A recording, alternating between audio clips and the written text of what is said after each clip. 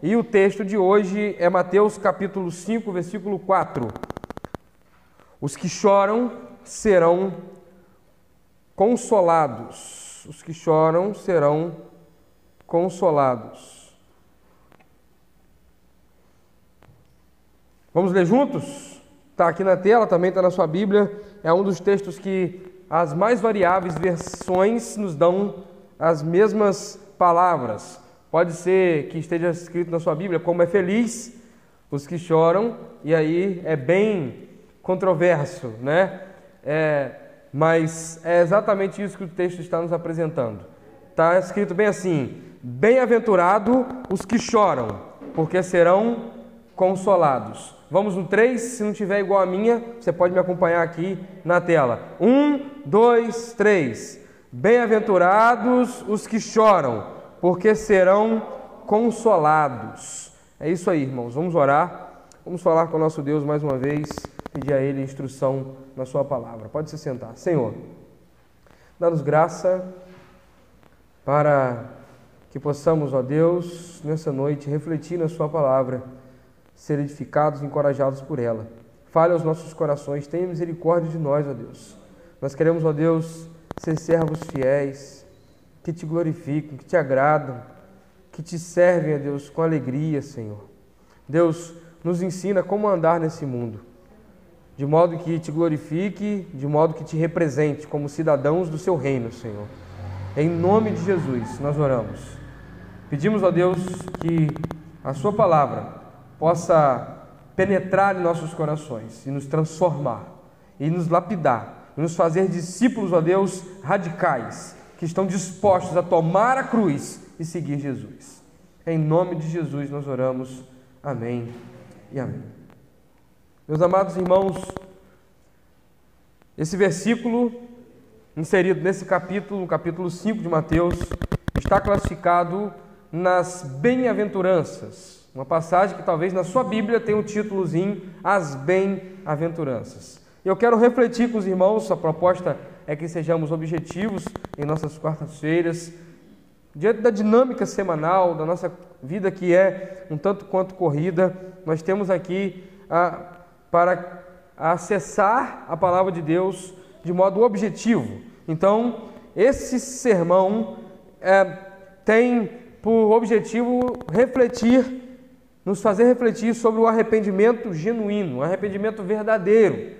Você já ouviu, já leu, você já talvez já até falou sobre esse versículo e talvez a sua compreensão esteja errada quanto àquilo que Jesus está ensinando.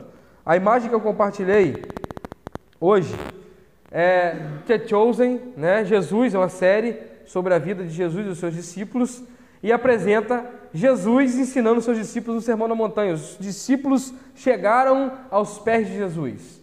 Os discípulos se juntaram para ouvir a voz de Jesus naquele momento e Jesus vai proferir um sermão, Jesus vai pregar. E aí nós vamos observar que ele começa com as bem-aventuranças. As bem-aventuranças. Uma forma de expressar aos cidadãos do reino um modelo de vida. Nós não vivemos mais para esse reino aqui desse mundo, para o reino das trevas, para o reino do mundo. Nós não vivemos e funcionamos mais para um reino que está organizado contrário àquilo que é o reino de Deus. Não sei se você passou por essa experiência, mas quando eu ainda adolescente me converti, muitos amigos passaram a olhar para mim de modo diferente, a me ter como alguém diferente para eles, alguém que estava sem mais significado para eles. O mundo, quando eu me converti, o mundo que eu falo ao meu redor, aquilo que estava perto de mim, me teve como um estranho, porque parecia que eu não estava mais funcionando para eles. E é exatamente isso com um cristão, irmãos. Um cristão, ele não funciona mais para o mundo. É como se ele fosse uma engrenagem arrancada daquele sistema e ela não funciona mais para aquele sistema. É assim que o cristão é visto, e tem que ser visto mesmo, porque nós paramos de funcionar para um sistema. Nós vamos observar que o texto, observe que o texto não apresenta uma situação transitória e futurística. Não. Preste atenção, olhando para a sua Bíblia, o que está escrito. Não está dizendo que ele está bem-aventurado, está bem-aventurado, uma situação transitória. Jesus não está dizendo, está bem-aventurado, e aí ele faz uma série, Não se tornará bem-aventurado, é isso que Jesus está propondo aí no ensino, está escrito isso, se tornará bem-aventurado aqueles que choram. Se tornará bem-aventurado os pobres de espírito. Não, está escrito bem-aventurado. É bem-aventurado. Ao momento que Cristo guia os seus passos, ele se torna bem-aventurado. Não é transitório. Não é algo apresentado como um futuro. No futuro, se você for assim, você será bem-aventurado. Não.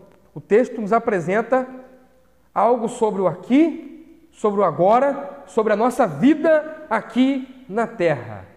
E aí, nós vamos observar, então, o contexto aplicado. O contexto aplicado. No versículo 3, se você estava aqui comigo, na quarta-feira que eu expus, a última quarta-feira, no versículo 3, nós vimos que o que significa ser pobre de espírito? São aqueles que reconhecem a sua pecaminosidade e por isso enxergam dentro de sua alma uma pobreza espiritual e, consequentemente, reconhece o quão miseráveis eles são. Nós vamos observar que esses que se encontram diante do Senhor são aqueles que enxergaram Romanos 3, 10 e 23, Quando Paulo vai dizer, não há um justo sequer, e o versículo 23 de Romanos 3 vai dizer o seguinte, porque todos pecaram, e destituídos e separados estão da glória de Deus.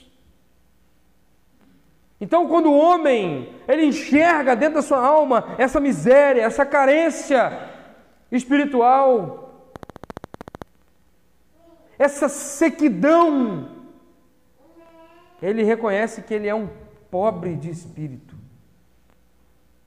Não há nele valor algum, e quando nós cantamos, e eu sei que muitos que estão aqui já cantaram e gostam dessa musiquinha, ela não tem o menor sentido diante desse fato que o homem é totalmente depravado. Nós cantamos, você tem um valor, quero que valorize. Meu irmão, na verdade o homem sem Cristo, ele é miserável. Ele é um mendigo espiritual. É a depravação total.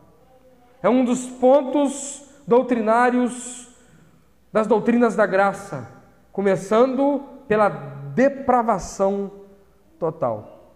E agora, vamos ver qual é o resultado produzido por essa compreensão. Quando o homem olha para dentro de si, vê a sua sequidão, vê a sua miséria, vê a sua carência, enxerga a sua pecaminosidade, qual é o resultado disso?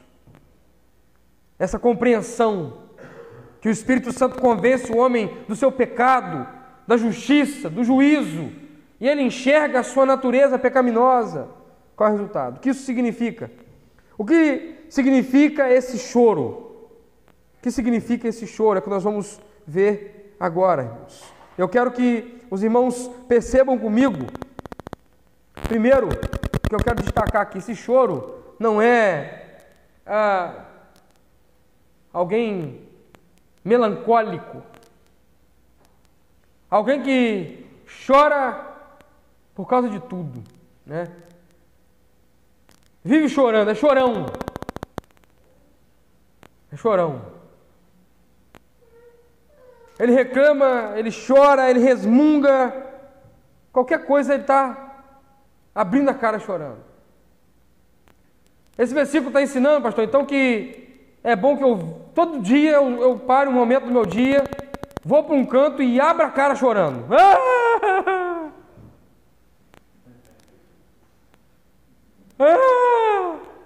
Não, já que é bem-aventurado que chora, deixa eu chorar. Aí começa, cega o olho, entendeu? É isso, não é isso que o texto está falando, né? A pessoa chorão, chora à toa. Lá em casa eu vivo falando com a Helena, para de chorar à toa. Certamente seu filho cresceu escutando você falar isso. Não quero você chorando à toa, não precisa chorar.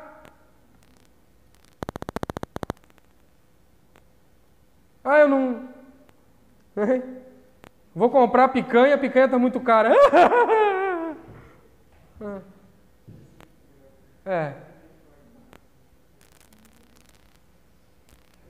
Acordo para ir trabalhar, está chovendo. Né? O sol está muito quente, dá vontade de chorar, né? Tem dia que dá vontade de chorar. O sol está muito quente. Não, irmão, não está falando isso não. Falando isso não. Está falando daquela pessoa que tretou, relou, é motivo para chorar, né? Uma melancolia, um estado fraco de qualquer circunstância ser suficiente para a pessoa chorar. O que significa esse choro? Da mesma forma, preste atenção, eu quero tentar linkar o versículo 3 com o versículo 4. A pobreza que ele descreve reside aonde? No espírito do homem e não no seu bolso. A falsa compreensão de que bem-aventurados pobres de espírito diz respeito à condição financeira, àquilo que a pessoa tem de conquistado na vida, não tem nada a ver, reside no espírito do homem, no coração do homem, não no seu bolso. Do mesmo modo que a tristeza narrada por Jesus é a aflição que o homem sente pela pecaminosidade que reside em seu próprio ser. É o arrependimento daquilo que a pessoa já provou ser desagradável ao Senhor. Desagradável ao Senhor. Aquela pessoa que ao olhar para dentro dela e ver o pecado, e saber que aquele pecado fere o coração de Deus, saber que aquele pecado é mau, aquilo traz a ruína à sua vida, aquilo traz severas consequências, aquilo traz a ira de Deus, aquilo levou Cristo a sofrer e absorver a minha ira. O que o homem faz diante dessa condição? Ele chora. Ele chora.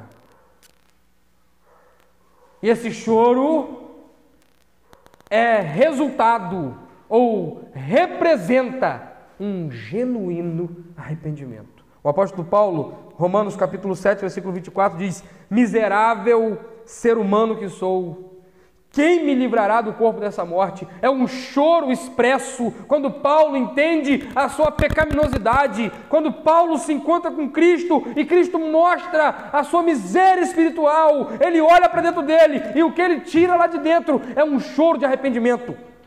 Miserável ser humano que sou, quem me libertará deste corpo de morte? Certamente, esse choro não é fraqueza de caráter.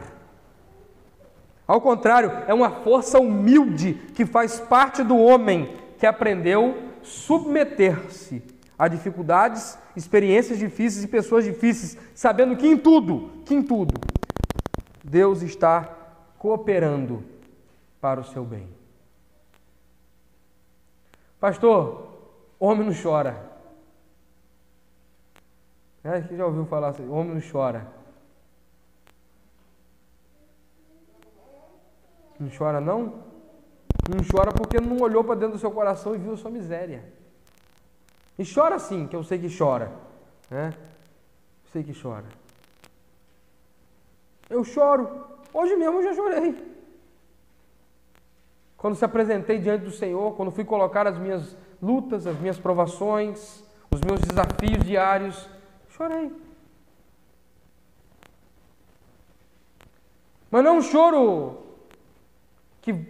de comoção. Olha, eu vou comover Deus se eu chorar. É um choro de reconhecimento da limitação, da incapacidade, da natureza, da realidade do pecado que nos rodeia. É esse choro. Porque eu estou chorando, as pessoas vão achar que eu sou uma pessoa fraca, sensível. Não. Quando você olha para dentro de você, se o Espírito Santo trabalha e opera para o seu quebrantamento, o resultado disso é um choro de arrependimento. E não significa que será aquelas lágrimas correndo, aquele choro gritado, mas dentro do seu coração há uma contrição pela realidade do pecado.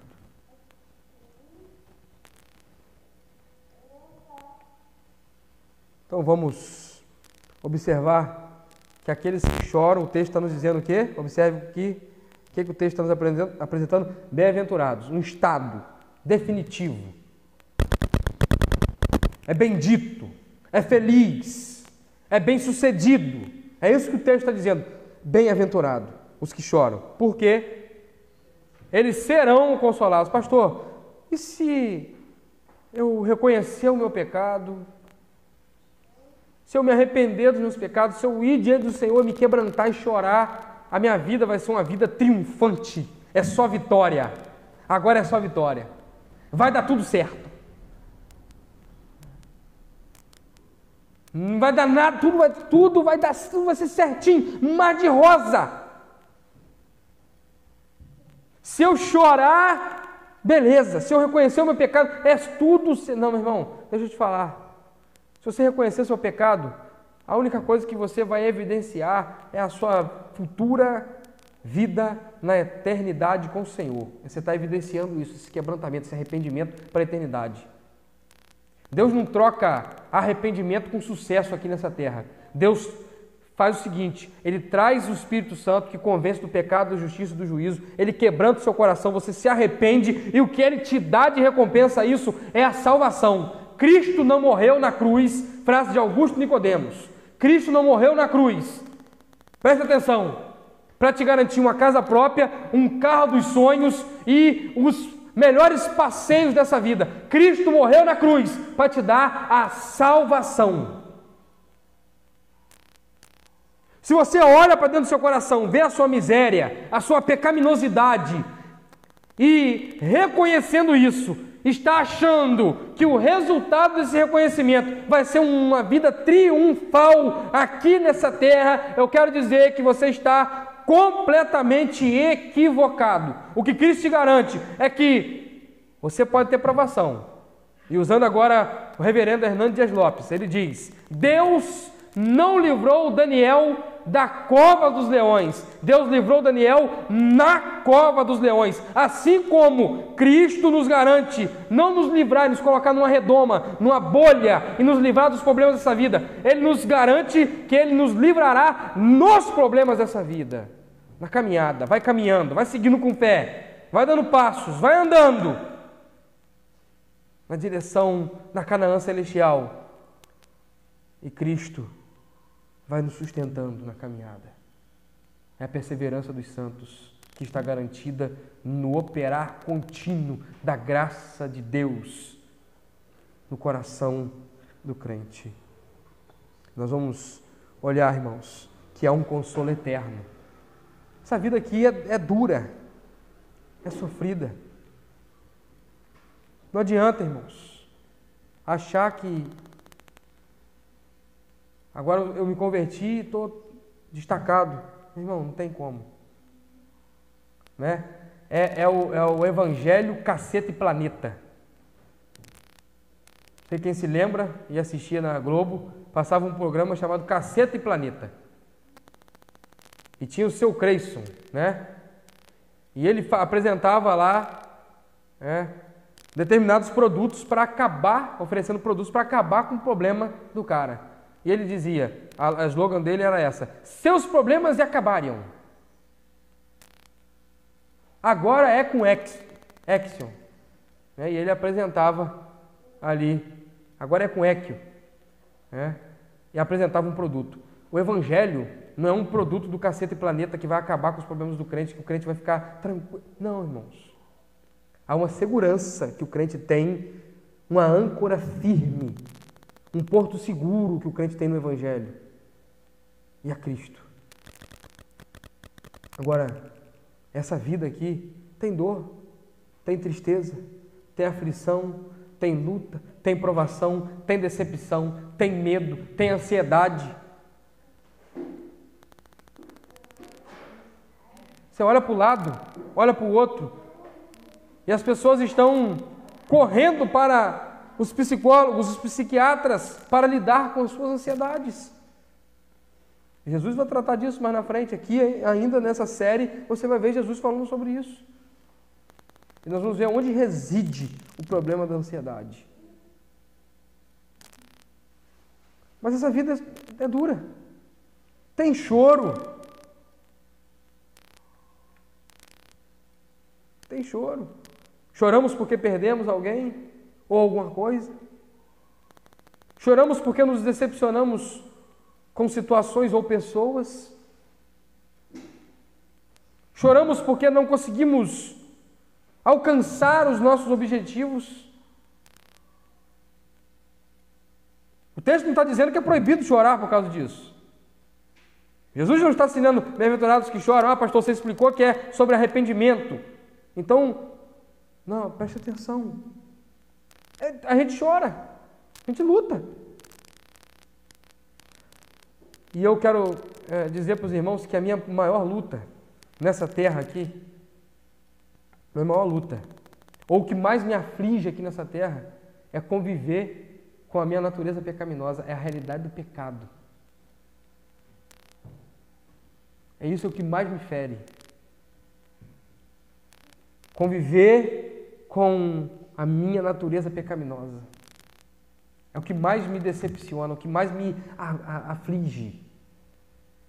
E é por isso que eu choro diante do Senhor. E que você deveria olhar para o seu coração e passar a chorar mais diante do Senhor por sua pecaminosidade. Uma expressão de arrependimento verdadeiro, de consagração. Agora temos um consolo eterno. Eu anotei os textos aqui para a gente ser mais objetivos.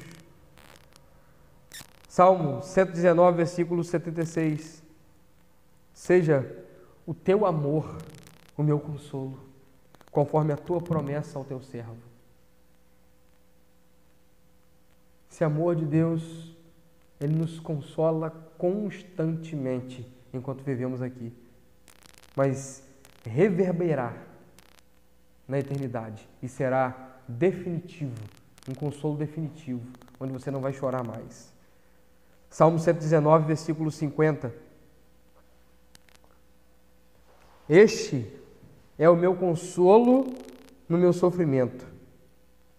A tua promessa dá-me vida. Nós sofremos, mas quando olhamos para as promessas do Senhor Jesus, nós temos fôlego. É isso que o texto está nos dizendo. Nós podemos respirar fundo, olhar para frente. Versículo memorável. Olha a promessa do porvir. Ele enxugará dos seus olhos toda lágrima. Não haverá mais morte, nem tristeza, nem choro, nem dor, pois a antiga ordem já passou. Apocalipse 21, 4. Você imagina que esse choro que nós temos aqui nessa terra transitório, né? Na roda gigante da vida, um dia estamos muito bem, uma fase da vida está tudo excelente, de repente vamos lá embaixo, somos afligidos e fica tudo mal, ou até parece mesmo que está tudo mal e não tem jeito. Aí você imagina um momento eterno, o Senhor com os seus lenços de amor, enxugando do seu rosto as suas lágrimas. E definitivamente, porque depois que o Senhor Jesus Cristo nos acolher na eternidade, enxugar dos nossos rostos as nossas lágrimas, depois disso, Ele mesmo diz, não vai ter mais morte. Choramos porque morrem pessoas. Não vai ter tristeza. Quando ficamos tristes, nós choramos. Ele vai dizer, nem choro.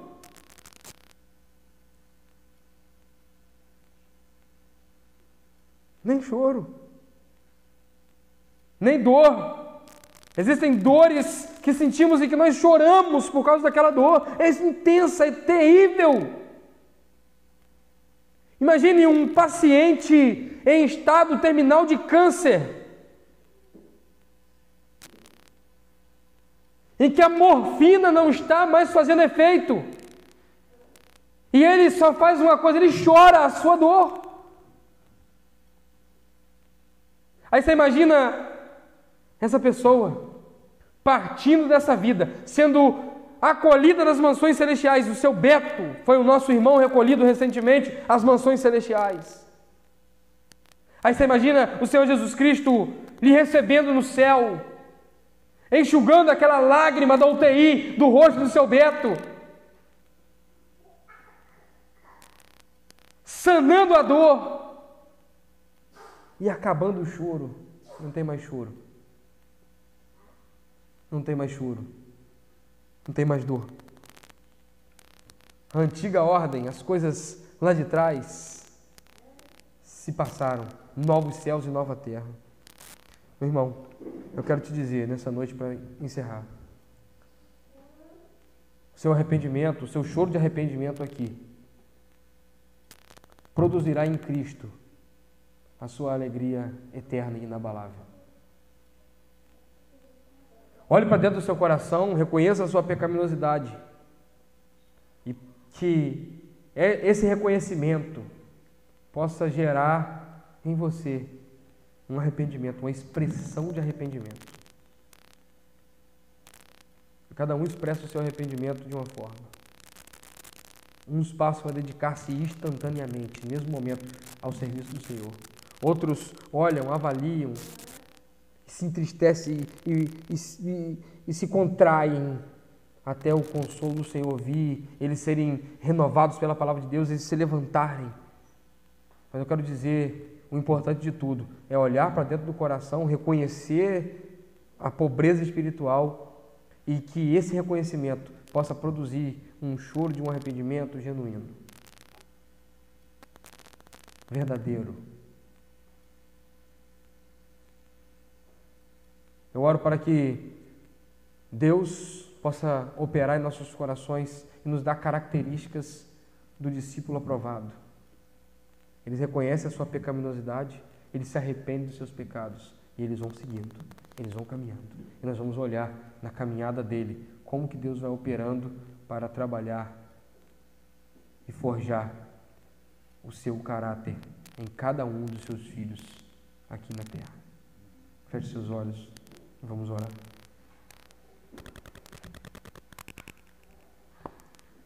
Deus, a Tua palavra viva, eficaz e suficiente está aqui diante de nós. Nós não precisamos de firulas, de invencionices. O que nós precisamos é que o Senhor atue em nossos corações por intermédio do Teu Espírito Santo, aplicando a Sua palavra para o nosso viver piedoso, Senhor. Tenha misericórdia de nós, quebrante nosso coração. Mostre-nos constantemente a nossa natureza, para que não venhamos nos esquecer de quem nós somos e do que nós precisamos. Nós queremos, ó Deus, nos arrepender diante do Senhor, nos humilhar diante do Senhor, dizer, Senhor, quem nós somos diante de Ti, diante da Tua face. Por isso clamamos misericórdia. Misericórdia, Senhor. Perdoa os nossos pecados e nos console, Senhor. Nos console com o seu amor, com suas promessas. Nos fortaleça, Senhor, para continuarmos andando. Forge em nós o caráter de Jesus, ó Deus, e faça-nos ter uma vida, de fato, como representantes do seu reino aqui na terra, embaixadores de Cristo, cidadãos dos céus vivendo aqui na terra, discípulos radicais, discípulos aprovados, em nome de Jesus. Assim nós oramos. Amém e amém.